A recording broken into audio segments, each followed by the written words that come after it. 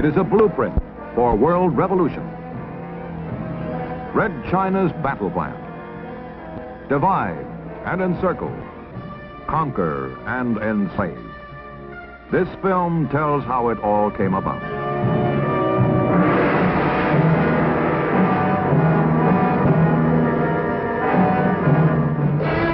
China ceased to dominate various territories, which included 3.5 million square miles, an area equal in size to 3 Indias, or almost all of Europe.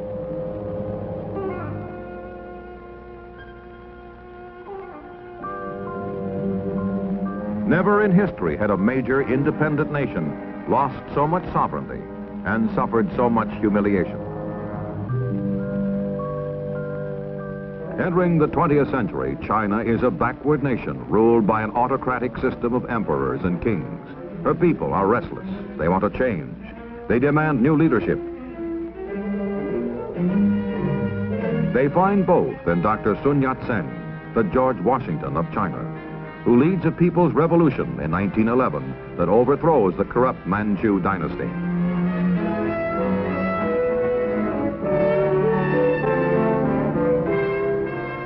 Dr. Sun's attempts to establish democracy in China are hampered by reactionaries, restorationists, warlords.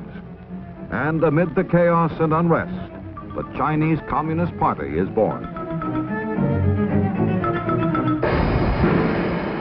Mao Zedong attends the founding conference in 1921. A man of the soil, he believes that the ultimate power in China belongs to the peasants, who make up 80% of the nation's population.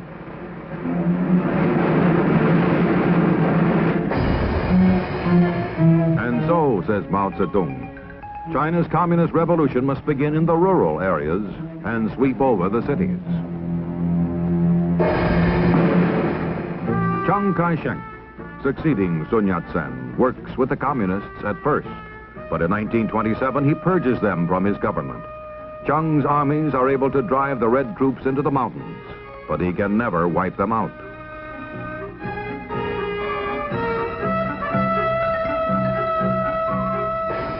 And in 1934, Mao Zedong undertakes his long march in search of sanctuary in the remote province of Shenxi, in the caves of Yan'an.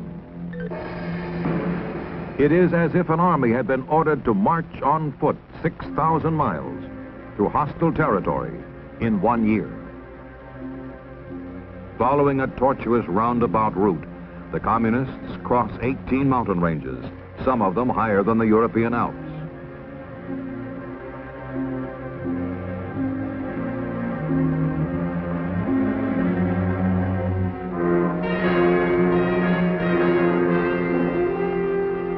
In the beginning, there are 180,000 marchers in the communist caravan, curling across the hills and plains of China for 50 miles and more. Casualties are enormous. 3/4 of the marchers die en route. But the survivors press on, and when they reach their mountain sanctuary, Mao himself is on hand to salute and welcome them. He is and has been throughout the long march in full command.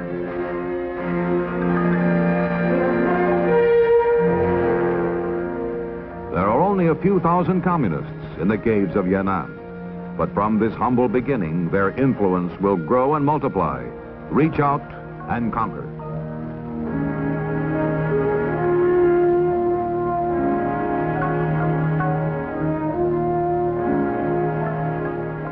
The communists ideologically are constantly on the attack, denouncing the nationalist government and Chiang Kai-shek. And Mao does something no military leader in China has done before. He sends his soldiers into the fields to work beside the peasants, to help them, and to talk to them of the new China, the communist China, in which landlords will be made to give up their farms to the peasants.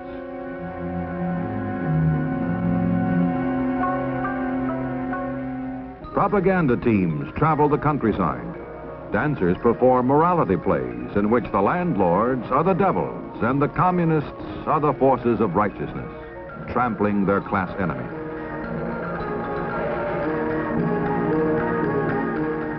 Chiang Kai-shek is aware of the growing pro-communist sentiment in China. He realizes that it is a threat as great, if not greater, than the aggressive ambitions of the Japanese.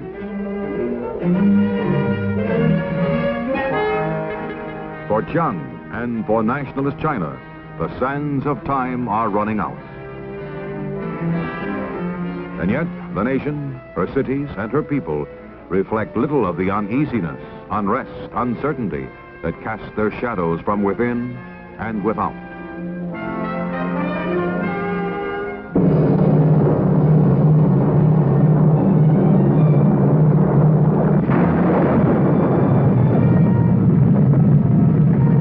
Shanghai, 1937. The blow falls.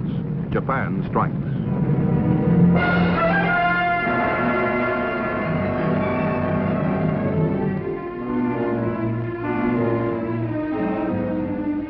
When Chiang Kai-shek is forced into war with Japan, when China must fight for her life, the communists are given representation in a coalition government. Mao Zedong makes his real aims very clear. We are fighting 70% for self-development, 20% for compromise, 10% against Japan. As the Sino-Japanese War goes on, Mao is promoted in Chinese communist propaganda as a popular anti-Japanese patriot. Wherever and however the Red troops move into battle, they spread the glory of Mao Zedong and the greatness of the communist cause. On their backs, they carry posters and slogans as they march through the countryside. When the war ends in 1945, Mao's guerrillas have grown from 40,000 to 1 million.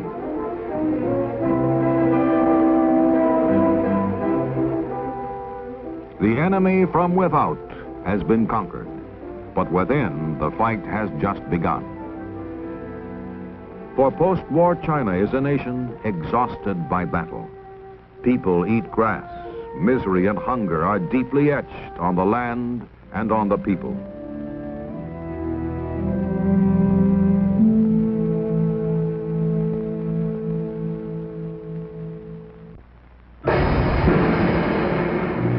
This is the time for Mao Zedong to launch his so-called War of National Liberation.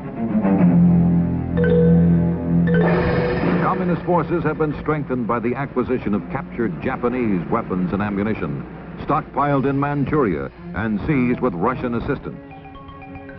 Mao's strategy is based on a protracted war, a war that will weaken the nationalists as the communists grow stronger. Enemy advances, we retreat. Enemy camps, we harass. Enemy tires, we attack. Enemy retreats, we pursue. Time and again, Chiang Kai-shek's stronger, better equipped army units find themselves fighting an elusive, shadowy enemy that melts into the mountains.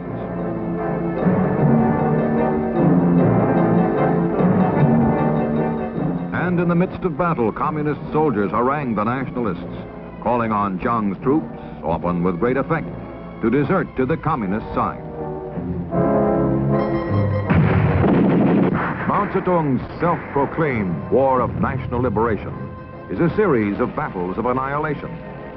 Injuring all of a man's 10 fingers is not as effective as chopping off one, and routing 10 enemy divisions is not as effective as annihilating one of them. Mao's conquest of mainland China begins with his guerrillas gaining control of the rural areas. Then the cities are surrounded and isolated, engulfed and defeated.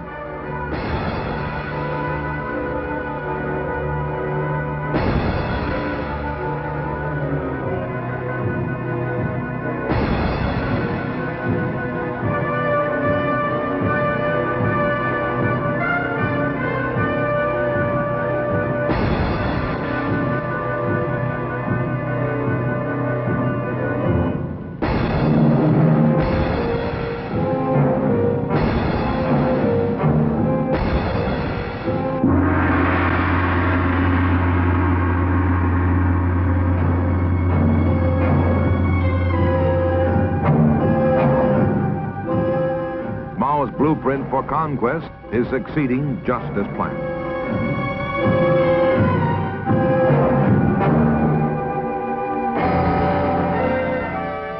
All along, Mao woos the intellectuals, the middle force in China, with talk of a coalition government, a united front, a new democracy. But Mao's promises of popular representation only mask the communist leader's real intentions.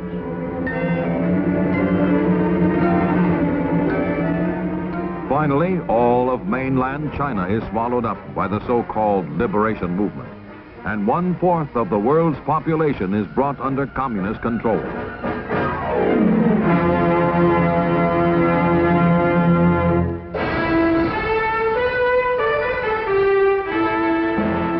But on Formosa, renamed Taiwan, more than 10 million Chinese remain free. Chiang Kai-shek has escaped and set up a Republic of China government in opposition to the communists. Chiang signs a mutual defense treaty with the United States and vows one day to liberate captive China.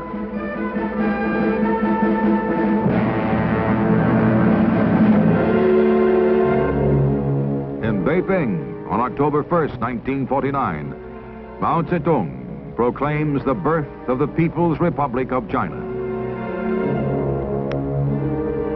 In communist China, with the War of National Liberation won, Mao Zedong reveals to the world that he is no gentle agrarian reformer. In the first 5 years of the People's Republic, at least 800,000 anti-communists, by Mao's own admission, are tried and executed. Millions more die from local excesses, from imprisonment, from assignment to so-called labor reform units. In foreign affairs, Mao becomes increasingly militant.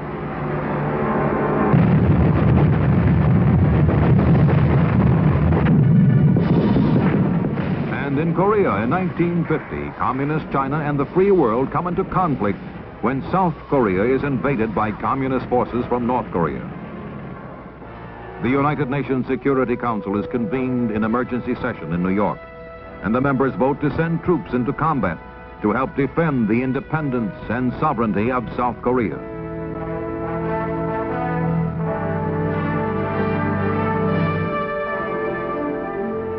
In December 1950, the Red Chinese intervene on the side of North Korea.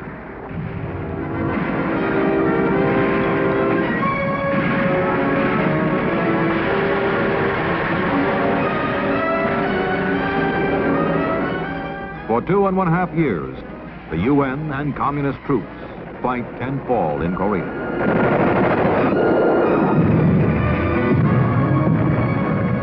The United Nations forces hold, and in July 1953 at Panmunjom, an armistice is signed, fixing boundary lines much as they were when the invasion began. General William Harrison signs for the United Nations. General Nam Il accepts the agreement for North Korea.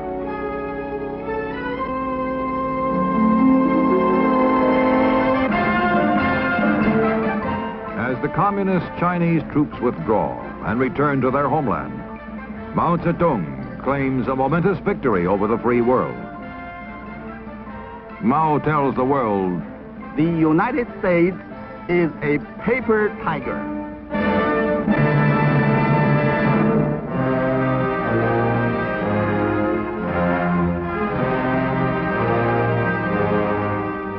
Immediately after the establishment of the People's Republic, all is harmony between the Chinese dragon and the Russian bear. Moscow rolls out the red carpet for the visitor from Peking. And it is not long before the two giants of the communist world, controlling together more than 1 billion lives, sign a 30-year treaty of friendship, alliance, and assistance. Each country promises not to join in any coalition against the other, and both agree to consult regularly on matters of mutual concern.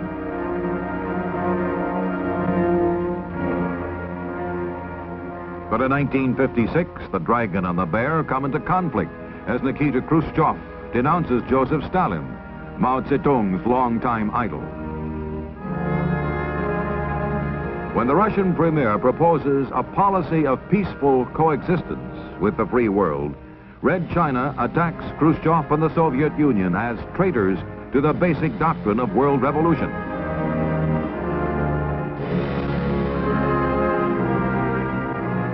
As the years go by, the rift grows wider.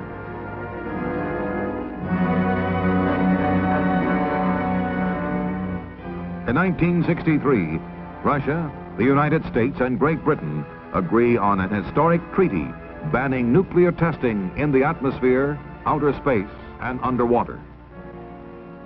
The treaty, the increasing contact and communications between Russia and the free world, reflect the Soviet leadership's growing concern with internal problems and so-called peaceful coexistence as a better way than force to spread communism around the world. Dean Rusk signs for the United States. Andrei Gromyko for the Soviet Union. And Alexander Douglas Hume for Great Britain. Red China denounces Moscow's new line and sets out to become the leader of world communism.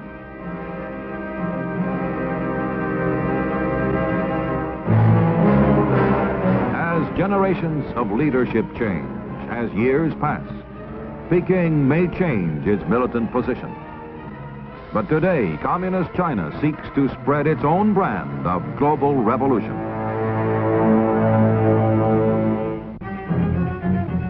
Mao's emissaries are sent into the underdeveloped nations of the world, the so-called rural areas. Red technicians arrive in Havana, seeking a foothold in the Caribbean, a satellite in the Western Hemisphere.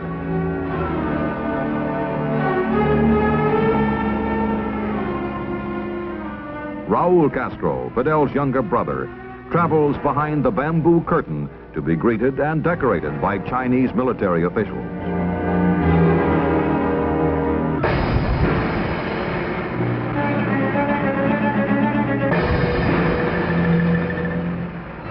In Europe, Red China wins a satellite in tiny Albania.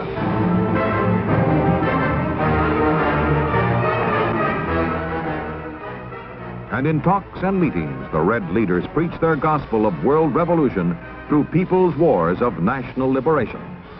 Satellite nations are emphatically reminded of Mao's admonition. Political power grows out of the barrel of a gun.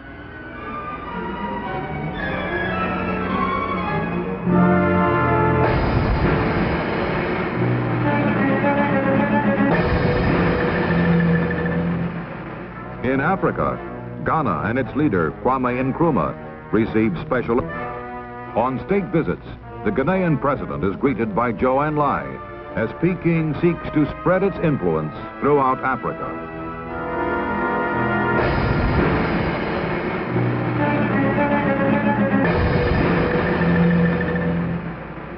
In Asia, the Chinese Communist regime seeks to become a friend and ally of Pakistan.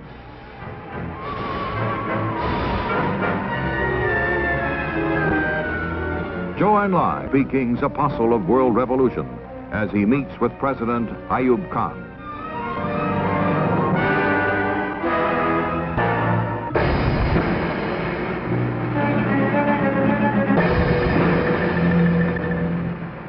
In alliances and agreements with Indonesia and other nations, Red China adheres to Mao Zedong's creed of conquest. The Marxist-Leninist principles of revolution hold good universally for China, all the other countries of the world. Red China's battle plan is spelled out in specific detail in an article written by Lin Biao, Vice Chairman of the Chinese Communist Party and Minister of Defense. Long live the victory of People's War is the title of the article. And its 18,000 words are directed toward the ultimate and absolute defeat of the free world. Victory for communism will come, says Lin Biao, through wars of national liberation. Country by country, continent by continent. Lin Biao's blueprint for world revolution follows Mao Zedong's classic conquest of China, dividing the world as a nation is divided into cities and rural areas. In this Red Chinese battle plan, North America and Western Europe are the cities of the world, and Asia, Africa, Central America, and South America, the rural areas. With revolutions such as the war in Vietnam organized everywhere, there will be, says Lin Biao, a tide of opposition to the free world.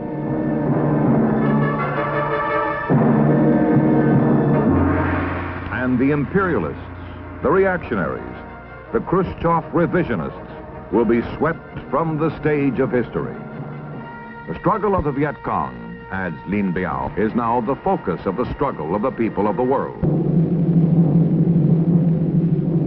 The communists are waging a guerrilla war patterned after Mao Zedong's War of National Liberation.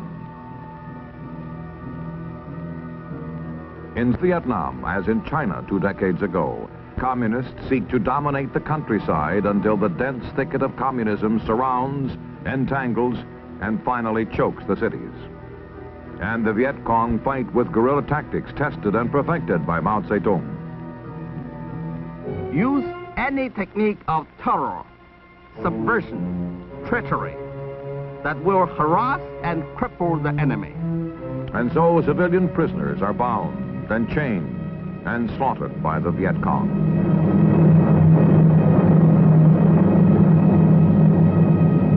Peking is careful to assert that revolutions cannot be important. But, says Lin Biao, that does not exclude support for revolutionary peoples in their struggles.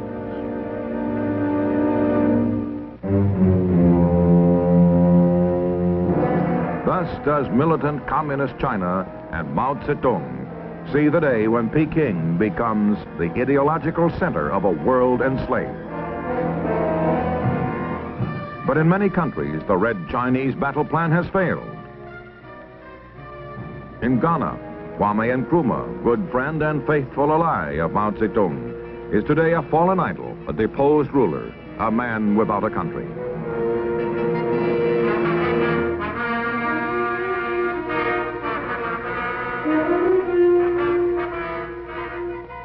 In Indonesia, anti-communist riots shake the country, and students storm the Red Chinese embassy. Sukarno is no longer the absolute ruler of the island empire.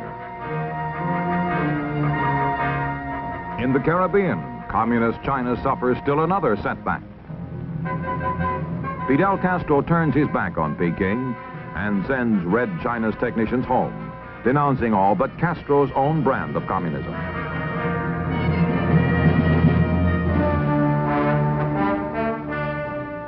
In Asia, nations large and small stand together, strong, alert.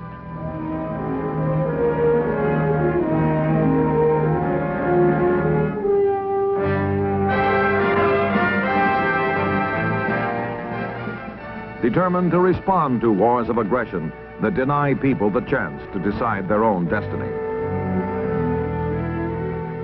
Striving for peace. Striving for a world in which nations live by law and reason, not by threats and destruction.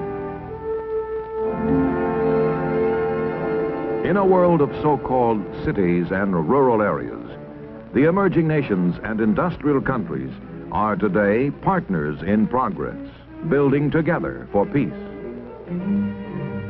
The cities, the fortunate nations of the world, are bringing to the rural areas, the poorer nations, the skills and assistance needed to help them and their people build and create a better life.